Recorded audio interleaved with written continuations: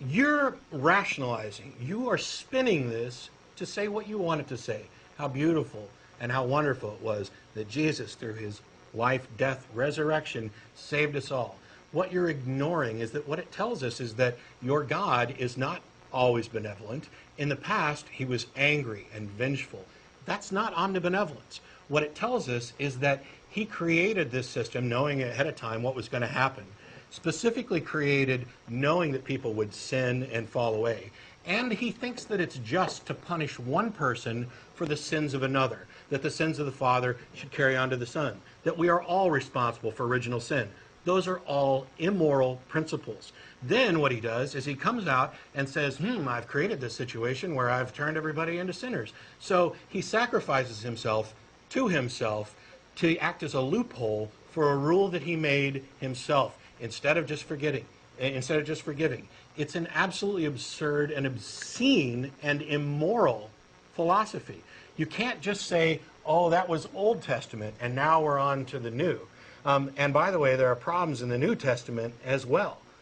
I've done an entire dissertation on the Sermon on the Mount that goes word for word. You can say all day long that Jesus came out of love, but you're ignoring the ideas of original sin. You're ignoring the idea of an unchanging God. You're ignoring the moral code that Jesus himself supposedly said wouldn't change. And you're doing it all so that you can believe what you want to believe, so that you can focus on the positive bits, the turn the other cheek, and not the eye for an eye. You are picking and choosing, and you can make the Bible, by picking and choosing verses, say whatever it is that you want to say. I believe the whole context of the Bible from the beginning to the end. You just demonstrated that you don't. Now, do you like to hear yourself talk? I do. Nobody can really demonstrate anything to you because you like to argue, as most atheists seem to really like to argue. No. And I really... Hang on. I will get back to you and you can talk, I swear. There's one thing you've got to understand. All I'm asking is for you to demonstrate the truth of what you're saying. Not simply assert that it's true. Not claim that I don't understand because God hasn't given me a gift. Demonstrate the truth of what you're saying. Faith yourself, right? What? See, you say what? Because you were talking when I took you off hold. Yeah, well, you've been having me on hold so that you could hear yourself talk and so that try to convince yourself that there's no God, and, you're doing your thing up there, and really I don't understand why you open the lines up when you really don't want to hear what your callers are trying to say. No, that's not it. What I want is, I really wish we could come to understanding about this. If you can demonstrate that what you say is true, I'm perfectly open to that. All right, well, let me ask you a question. Do you think that you sin? Do you think that you commit evil, immoral acts? Do I think that I've done things which are wrong? Sure. Okay. And what are you going to do about that? I mean, do you have any... I'll tell you what I'm going to do. I'm not going to expect some divine intervention to blanket forgive me from that. Because if I've done wrong to another person, the correct course of action is to apologize and make amends to that person and not blow it all off and hope that some God is going to just forgive me and make it all go away. That sort of mentality allows people to not treat people in a way that is good. If I believe I only have one shot at life and one chance, then I treat people better. Is that what you believe? Yes. One shot? Yes. When I'm dead, it's over.